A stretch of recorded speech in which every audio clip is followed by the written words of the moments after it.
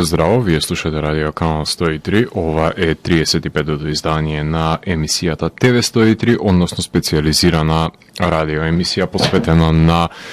квалитетните и актуелни ТВ серии, а денес ќе ви говорам за една серија која е исполнета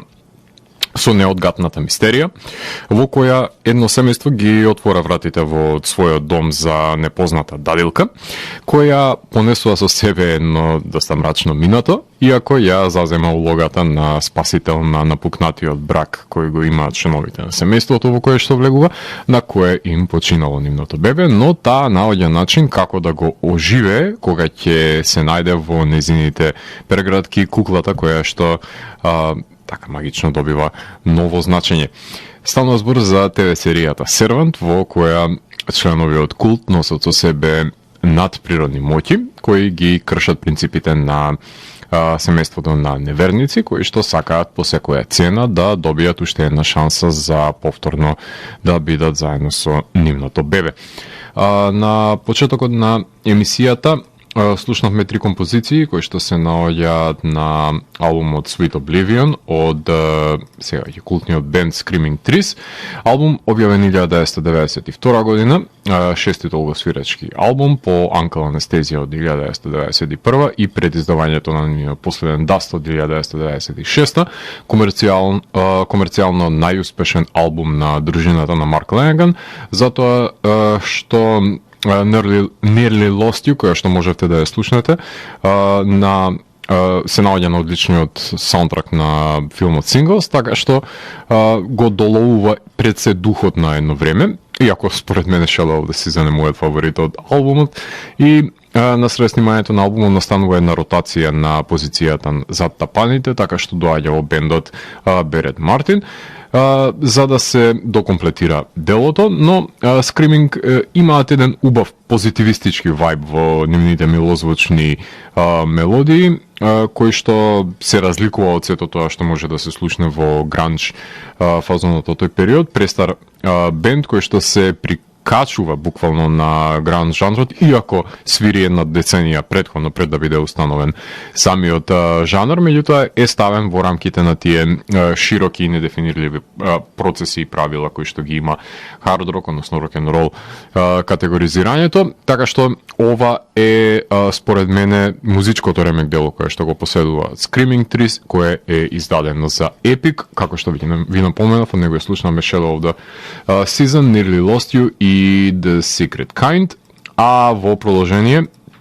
ќе слушнеме една композиција од Rage Against the Machine. Традиционално во секоја емисија преслушуваме по една од нив, заради тоа што сте безобразни, тешко вие да носите маски, а немате проблем да си правите лице едни на други, така што додека не ви дојде памет, ги слушаме Rage Against the Machine. Овој пат првата композиција од албумот Renegades, односно Microphone Find, затоа што ја преслушуваме се вкупната дискографија која што имаат Rage Against the Machine со надеж и цел дека откако ќе ја преслушаме ќе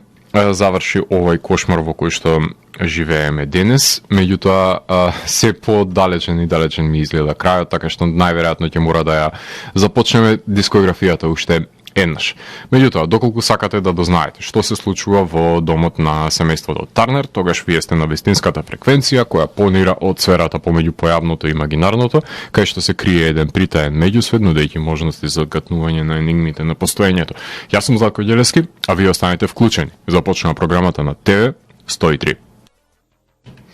Вие слушате радио канал 103, ова е 35-тото издание на емисијата ТВ 103 во кое што ви говорам за ТВ серијата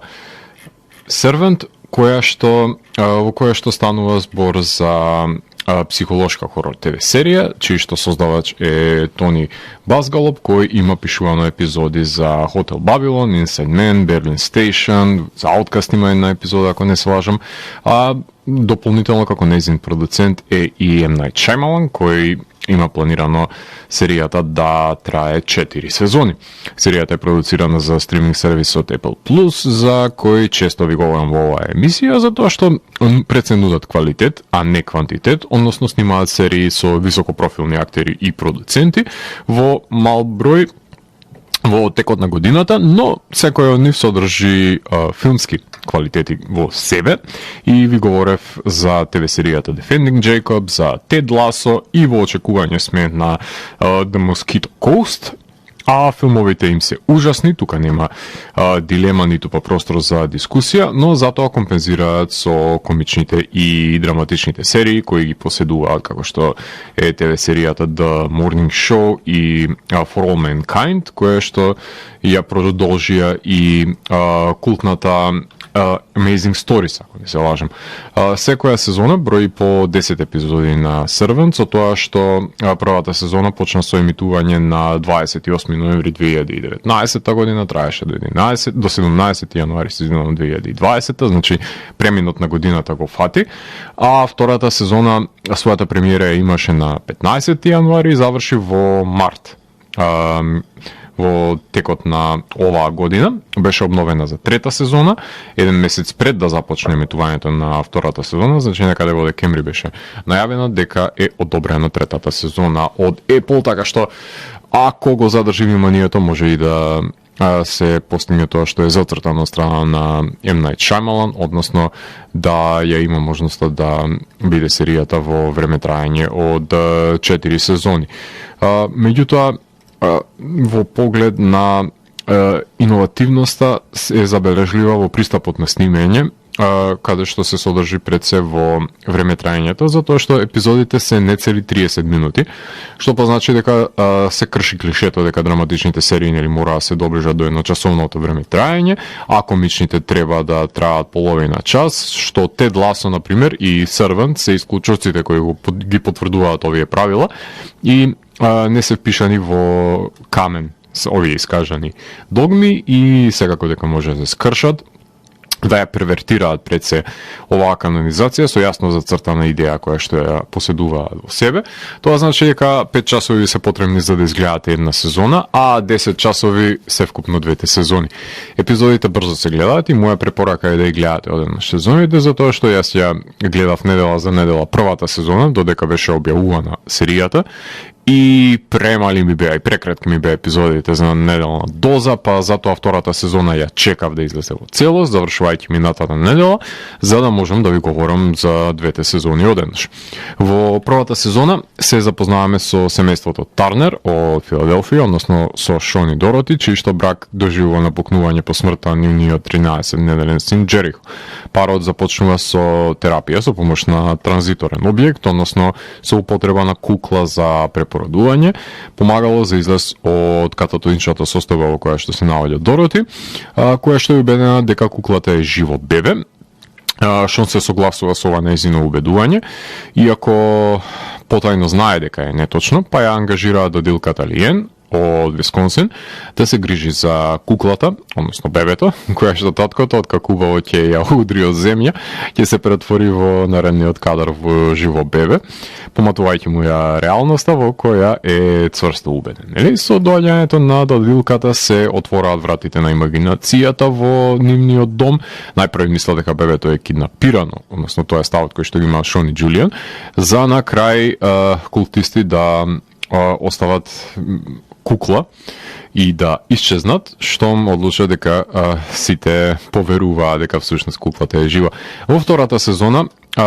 Тарнерови се оставени со бебе кое е кукла, како што завршува во првата сезона. Мајката е прагматична овој пат и започнува потера по исчезнатото бебе, заради тоа што е 100% сигурна дека тоа е одземено, а таткото ја третира куклата како да била жива со заменети улоги нели од првата сезона кои што ги имаат.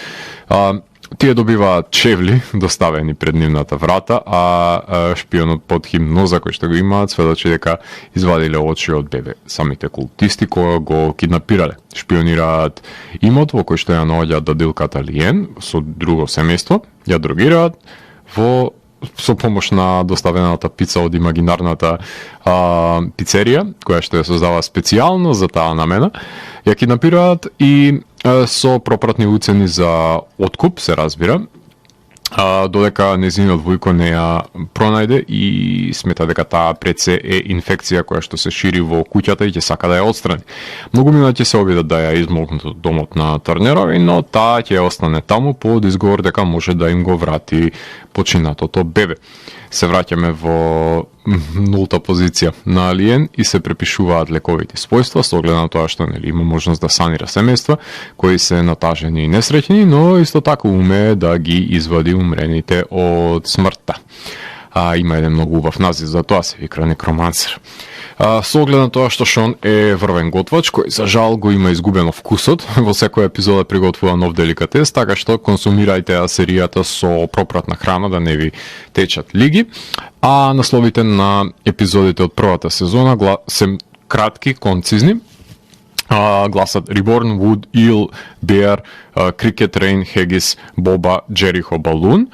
А во втората сезона гласат Doll, Spaceman, Pizza, 2 O'Clock, Cake, Espresso, Marieno, Love Shack, Goose, Josephine.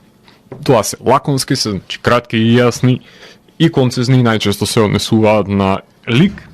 или па се однесуваат на одреден објект кој што е значителен за епизодата која што станува збор во првата сезона, се снимаше во екстериерите на Филаделфија од ноември 2018 до март 2019. Интериерите се снимени во поранешна фабрика за боја, кај што се искористени магазините и направени се сетови, а во март беше запрено работењето на втората сезона поради COVID пандемијата и во септември беа доснимани 4 епизоди кои што фалеа од втората сезона. Шајмалан знаеме дека се обидува краевите и пресвртите да ги држи во тајност на филмовите кои што и работи, па така истиот случај и со оваа серија, па затоа се снима серијата епизода по епизода, давајќи им ги на актерите само исклучиво потребните податоци за текот на действието. И одличен беше пред се маркетинг потфатот, што за финалето од втората сезона Apple го одржа, односно ја заживеа лажната пицерија во серијата Jesus Crust, доставувајќи бесплатни пици ширум Лос Анџелес. Стивен Кинг ја пофали серијата дека е според неговите зборови spooky as hell и extremely creepy and totally involving, а Гилермо Дел Торо го подсетила серијата на споро горечки европски хорор филмови и не е многу далеко од неговата констатација. Од вистината, хорорџиите многу добро знаат кои се квалитетите на ова дело, бидејќи го разбираат јазикот на хорор жанрот. Серијата доби и една тужба за плагиаторство од страна на Франческа Григорини, која го сними филмот The Truth About Emmanuel, со Джесика Бил во главните улоги, во која исто така се употребува кукла за преживување на траумата, но судот го отврли ова обвинение како неосновано, со право според мене, затоа што немаат тие ексклузивно и легитимно право над преродените кукли, така што тука ќе застанам зад корпорацијата, иако никогаш тоа не би го направил,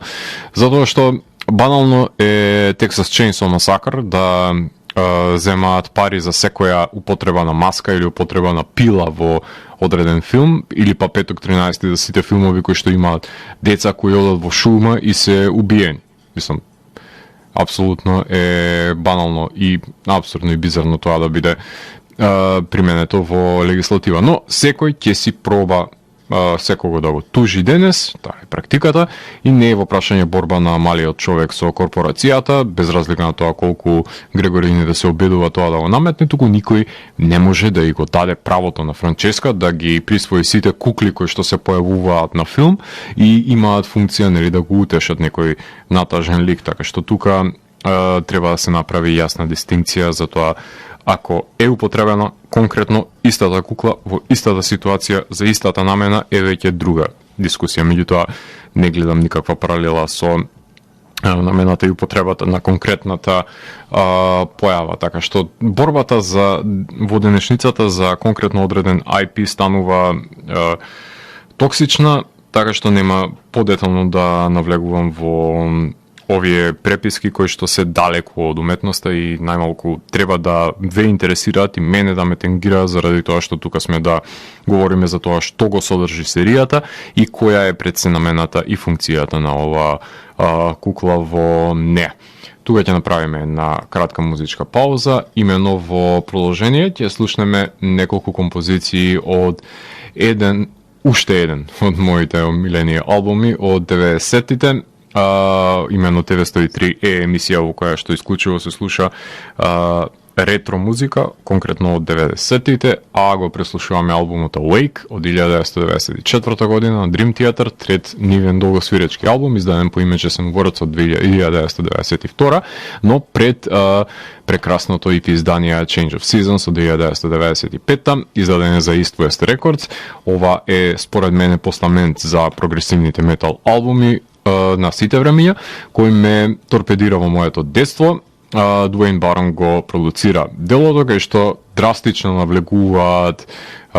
членовите на бендот во метал водите, иако претходниот им нуди еден успешен сингл, но со овој албум мислам дека ги воспоставија прогресивните поигрувања помеѓу Петручи и Портној, албум кој се појавува во ерата на доминацијата на гранж бендовите и докажува дека може да се свири драстично покомплицирана музика, ако се знае и умее како, со познавањето на фјужн и на джез влијанијата кои што ги имаат овие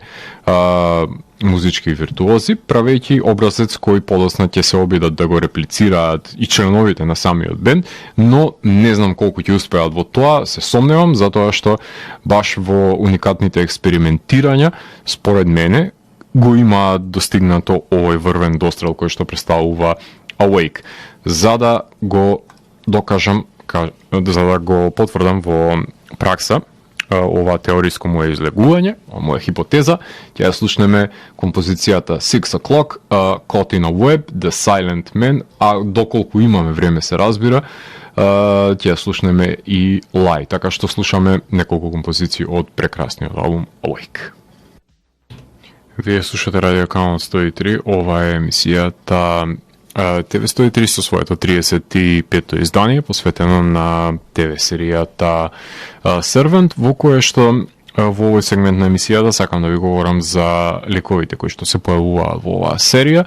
која што ја предводи Лорен Емброуз, која ја знаеме од ТВ сериите Six Feet Under, The X-Files, новата реинкарнација на оваа ТВ серија, потоа глуми во Dig, во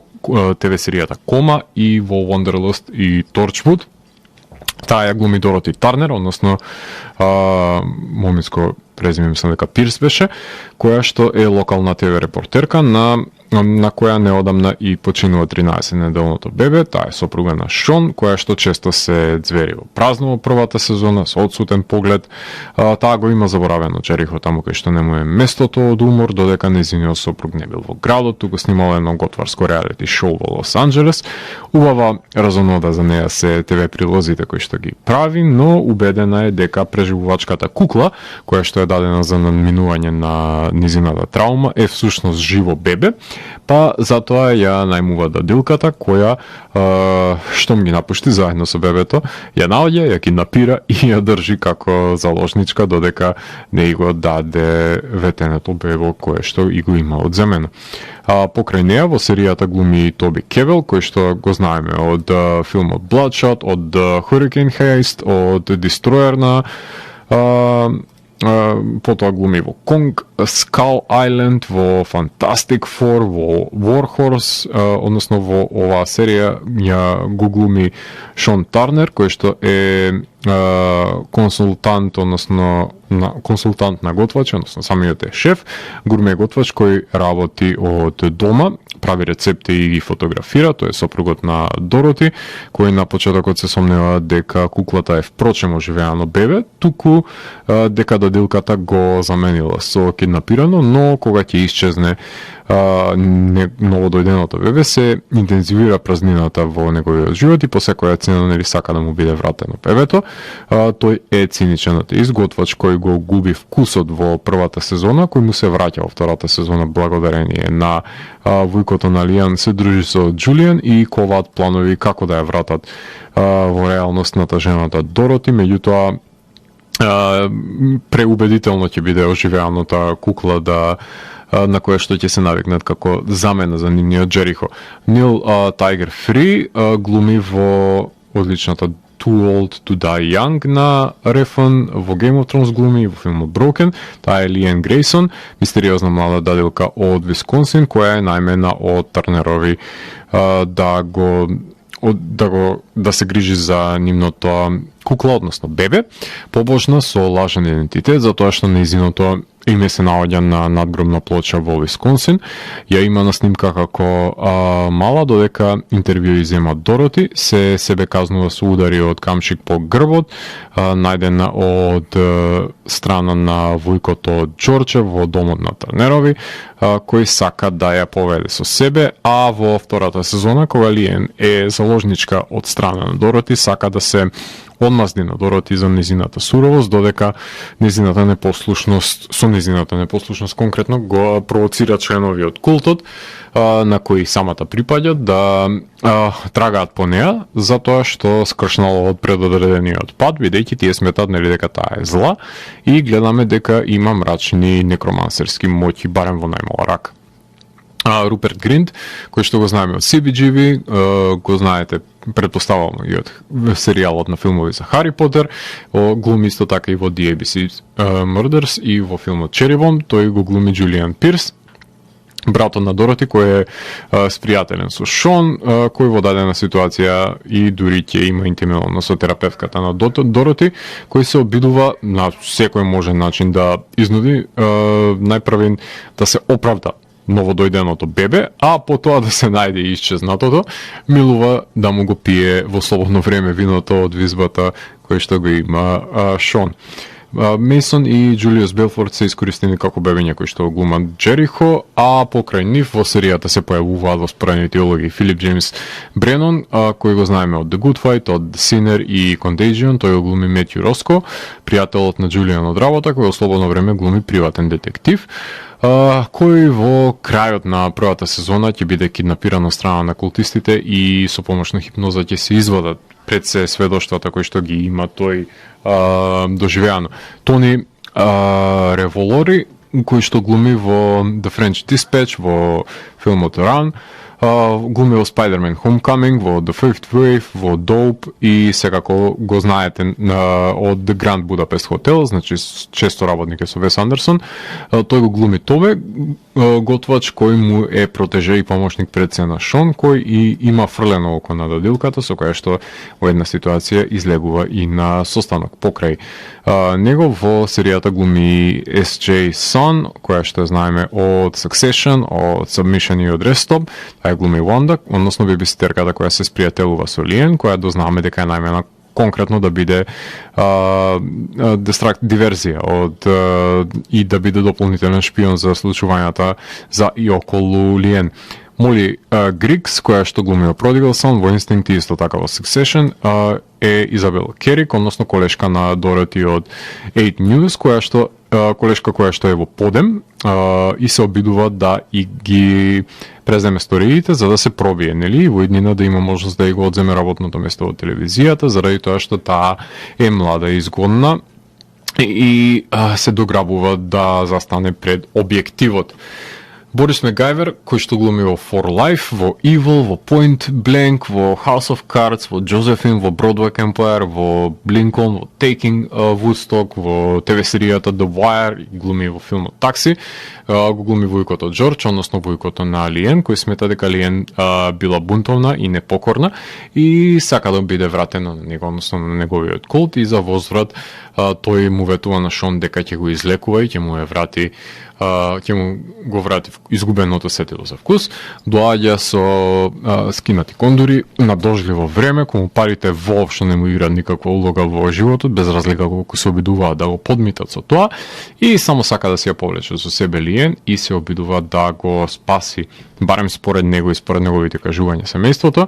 Покрај него во серијата глуми Джерика Хинтон, која што ја знаеме од Grey's Anatomy, од ТВ серијата Hunters и од филмот The Roommate. Таа е Натали Горман, односно терапевтка и пријателка на Дороти, која е загрижена за нејзиното ментално здравје, во дадена ситуација интимна со Джулиан. Тод Уоринг, кој што глуми во Changing Life, во Boston Legal, во Monk, значи глуми најчесто во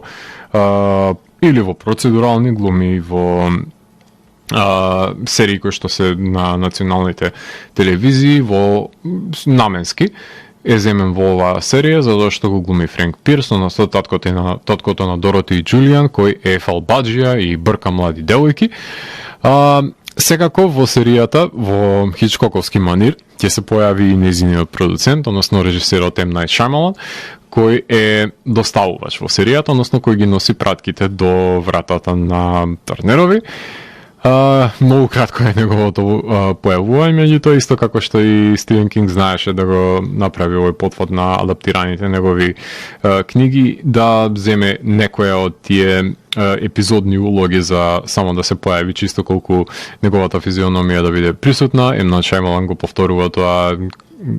таа потреба која што е имал дури самиот Хичкок. Алисон Елиот, која што глуми во Линон Пит, во 20th Century Woman, во The Assassination of Jesse James by the Coward Robert Ford, глуми во Wyatt Earp, таа е војната Меј, односно војната на Алиен, која што е лидерка на култот на црквата на планински светци. Кейти Ли Хил глуми во Нью Амстердам, актуелната серија, и во ТВ серијата Succession, таа е Кортни, односно младата девојка на Френк, која не е многу надарена со интелект, меѓутоа ја извршува незината функција, и секако тука се појавува и одличната Барбара Сукова, која што ја знаете од францускиот представник за овогодинешните Оскари Two of Us, глуми во ТВ серијата 12 Monkeys, во адаптацијата на Глорија Бел, глумеше во Atomic Blonde, меѓутоа препознатлива е како Роза Луксембург од истоимениот филм, и исто така таа е едно од носечките улоги во култната сега веќе ТВ серија на Фасбендер, односно Берлин Александерплац. Таа ја глуми војната Джозефин, која што е култистка, се појавува во последната епизода на втората сезона со црн вел на незината глава, која исто така се обидува да измолкне Лием од куќата, но нема да успее во незиниот потвод. Има една прекрасна реплика во која што на концизен начин се прави една паралела помеѓу наркотиците и религиозноста, односно зависноста, се прави еден еквивалент помеѓу едното и другото, каде што се потенцира дека хероинот и религијата се ист звер. Ќе го оставам со овој заклучок кој што го наметнува една од репликите на серијата, и ќе слушнеме музика од бендот Queenstrike. Конкретно ќе слушнеме 3 композиции кои што се наоѓаат на нивното култно остварување Empire од 1990 година,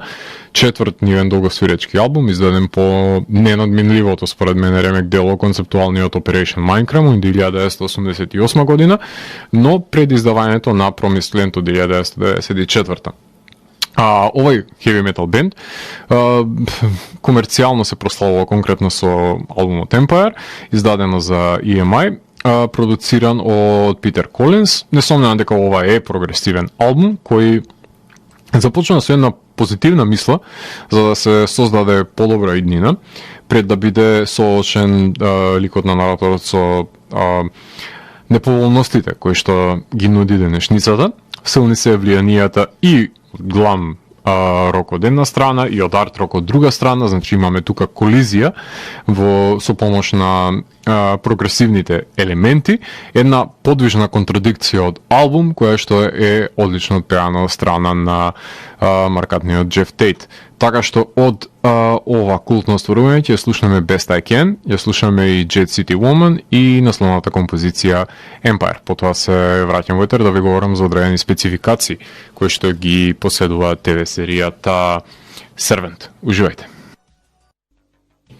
Вие слушате Радио Канал 103, ова е 35-тото издание на емисијата ТВ 103 во кое што ви говорам за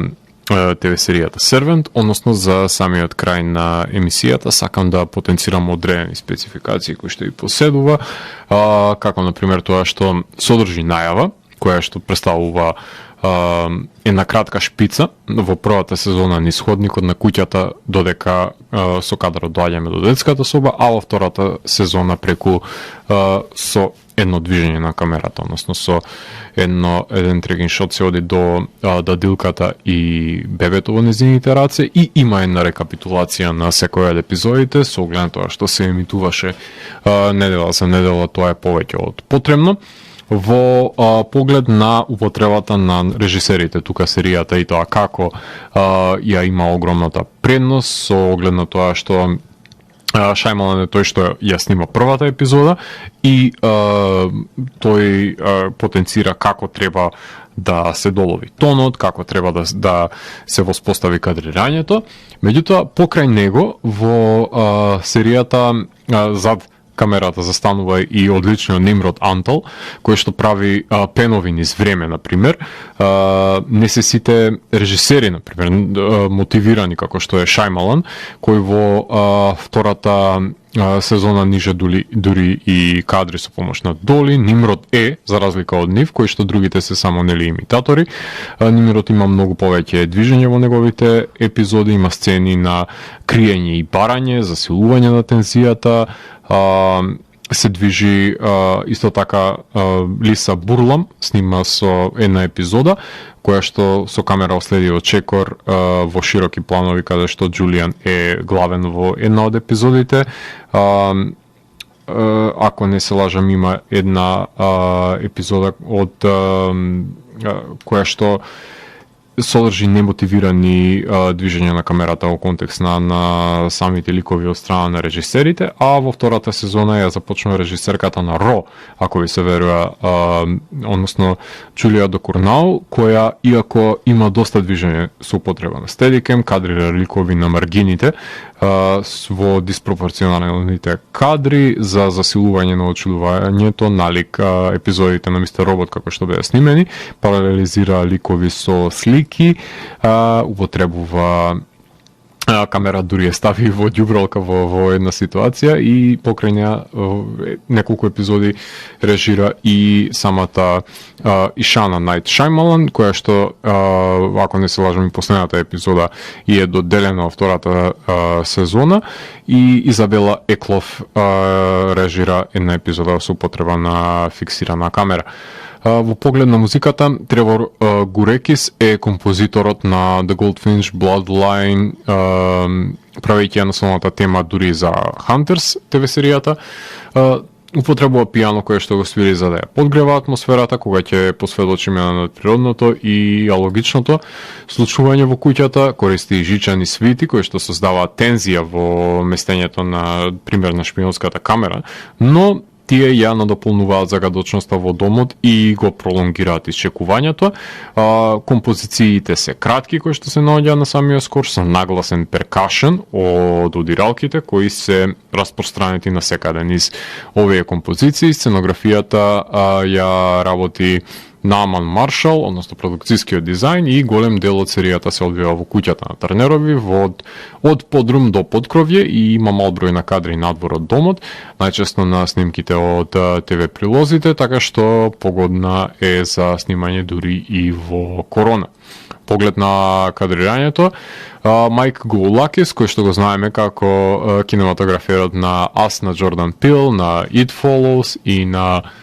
Глас на Шајмалан, употребува фиксирана камера, целина симетрија, користи негативен простор околу ликовите, има дури и директни погледи во камерата, се игра со фокус, користи дури и комбинација помеѓу пен и зум.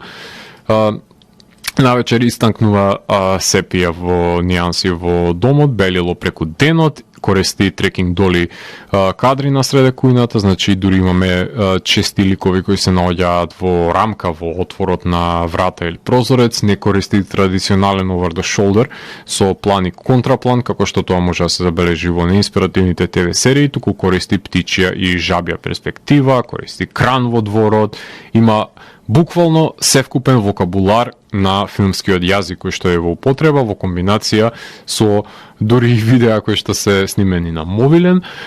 Кога не снима тој, зад камерата се застанува еден од моите најомилени кинематографери на денешницата, Джарин Блашке, која сними епизодата во која што Џулијан нели треба да го чува бебето сам во куќата. Покрај него снимаат исто така и Исак Бауман, Габриел Лобос, Маршал Адамс, односно тие се кинематограферите од Blue My Mind до El Camino на Breaking Bad, така што има опасна кинематограферска екипа која што застанува зад камерите. Монтажери се Харви Росенсток, Бретем Рид, Лук Дулан, Ноими Катарина Присберг, Джейсон Савидж и Питер Мергус, кои што користат, например, смешкат во поглед на мисирката која што се јаде. Малку е важно да се задржи и тензијата и мистеријата во оваа серија, иако се миниатурни епизодите, затоа што треба, нели, да има градација во образувањето на дејствието. Во поглед на костимографијата имаме едно модерно општество во кое што, нели, се одвива дејствието, што значи дека и денешна треба да биде облеката да се одвестува на него, но ќе се запамти по пред се шарените карирани костими кои што ги носи Џулијан. Тоа е најекстравагантниот поглед на неговото облекување. Во поглед на надприродното имаме употреба на амајлија, односно талисман, има дрвени шпици кои што наоѓаме, кои што Шон ги наоѓа во неговото грло, има штурци во собата, напукнување на подот, имаме куче кое што од нигде никаде се појава покрај креветче, кое иако е убиено оживува, во занес гори самиот Шон ја гори неговата рака од шпоретот. 5 дена не се сеќава на ништо шпионот кој што е најмено страна на Тарнерови, има употреба на хипноза и лепарки во отворот од подрумот кој што продираат до поглед на употребата на жанровските елементи. Имаме еротика во секс во 2 кадри врз употреба на блуз со женски вокал, но нема други еротски сцени. Хумористичното е инструкционо пред се видео за мачење и убивање на избегани членови од култот, се разбира снимено на Betamax, што е доказ за црн хумор, но најчесто комичните ситуации се препуштени на Џулијан. Во хорор елемент имаме киднапирање, закопување на жив, култисти, поигрување со перцепција и измачување. Во поглед на практичните ефекти имаме јагула која што е излупена жива и визуелни пред се, изгорена рака која што е бодена и еден видеоклип на себе измачување, имаме удари по глава, имаме удари на глава од зид на Лавшак, да не го забораваме летот на пердувот на Нимрод од оскубената кокошка со визуелни ефекти кои што доаѓа до врвот на куќата. Имаме шмркање на кокаин при што камерата левитира, имаме потреба забодување на дагер во око, така што има огромен број на ефекти, не е воопшто штура серијата на нив, голем дел се визуелни, меѓутоа има и неколку практични. Во поглед на флешбек имаме левитирачка камера, како што напоменав на Нимрод, имаме приквел за пред доаѓањето на додилката на оваа серија, имаме slow motion кој што е употребен во одредени ситуации за истакнување на траумата, како што има хорор елементи кои што употребува Џон Дал, односно режисерот на Декстер, кој што ја снима финалната епизода од првата сезона. Нема употреба, екстензивна употреба на сон, меѓутоа има халуцинација, односно халуцинирање дека кучешка храна е подметната, односно поигрување дали воопшто куклата е жива или не е една од најголемите халуцинации кои што се случуваат во серијата во поглед на жанрот. Станува збор за психолошки хорор по дефиниција, со малку црн хумор, многу мелодрама и тензични трилер сцени. Англискиот јазик се употребува, а во поглед на недостатоците имаме пролонгираната мистерија, трошки има во секоја епизода. Насреде втората сезона ми изгледаше како да не знаат каде да ја движат оваа серија, кога има, нели, заробеници во домот, секогаш може да биде покрвава и порадикална. Мислам, имаат опасни режисери, а сепак Шајмалан е најистакнат. Зошто ли би било тоа така? Не дека снимал подобар филм од Ро или од The Witch, меѓутоа, ете, така, неговите се највпечатливи и очигледно дека најмногу си дозволува да се потруди да биде запаметено тоа што го работи. Во поглед на континуитетот на епизодите тоа е задржан со тоа што има пад во втората сезона, па и во првата во средиштето. Ајде, тоа е како една севкупно мана. кај што не ја придвижува доволно брзо динамиката на чинодействието, поглед на градењето на ликовите на главните четворица и тоа како им е посветено доволно време, но споредните ликови, ако се добро изградени, заслужуваат повеќе од минорното појавување, барем по некоја епизода, иако Вујкото сепак го има најчесто, поглед на употребата на историските артефакти, Бетамакс е еден од нив, меѓутоа не е сценариото адаптирано, туку е оригинално. Слични серии кои што наликуваат на Servant, се што работел, например, филмовите на Шаймалан, тука ќе ги земам како референца. Тоа значи дека ако ги сакате, например, ТВ сериите Castle Rock, The Leftovers, The OA, The Sinner, Hannibal, Devs, The Third Day, Dark, Hunting of Hill House, па ајде и Monsterland, Lock and Key, Black Mirror епизоди, The Outsider, Requiem и многу други содржат психолошки хорор елементи во себе, така што добре дојдени се да погледнете некоја од овие серии, ако веќе тоа не сте го направили. Поглед на атмосферата, таа е загадична, гледливоста е загарантирана, убедителноста е висока. Поглед на епилогот, крајот на втората сезона е отворен, но како и во првата завршува со недоречености, затоа што иако е најдена додилката, таа има невидливи членови од култот кои ќе доаѓаат по неа во третата сезона, така што не е некој клифхенгер, не дека некој живот беше загрозен од главните ликови. Тука потврди според мене серијата, се пролонгира според мене, но може да биде решено и помалку сезони, непотребно е ова отстапување, меѓутоа ете Шаймалан има други планови. Во поглед на еволуацијата, од мене има 8 од 10 која ќе се земат на кантар двете сезони заедно, која ако не примени некоја инвентивна мерка, ќе паѓа во третата сезона. Оценката со бркање и враќање назад во домот, мислам дека не може пак да се игра во наредната сезона, иако клаустрофобичноста на куќата и тоа како додава на гледливост од поглед на продолжението, секако дека ќе има, со оглед на тоа што крајот е отворен, односно Лиен е повторно во домот на Тарнерови, но наговестено е дека ќе дојдат култистите да ја повлечат за себе, затоа што таа прави дисбаланс во универзумот, кршејќи го детерминизмот и преценосејќи одлуки по своја слободна волја, а тоа нема да го дозволат култистите. Барем уште 20 епизоди ќе добиеме од серијата, ако се оди според планот на Шаймалан. Тука ќе го завршам моето излегување за ТВ серијата Servant и за крајот на емисијата ќе слушаме неколку од кратките музички винјети кои што ги има направено Тревор Гурекис, за да слушнете како ја подгрева атмосферата во ова мистериозна ТВ серија. Вие го слушавте 35-тото издание на емисијата ТВ103 со Златко Ѓелевски, кај што детално ги анализиравме погодностите и недостатоците на првата и втората сезона на Servant. ТВ103 е уникатен сигнал кој се појавува секој четврток на оваа фреквенција и во рок од 2 часа ви нуди длабински поглед во значењето на актуелните ТВ серии. До наредното издание, гледате ТВ серии и останете вклучени. Чао, чао.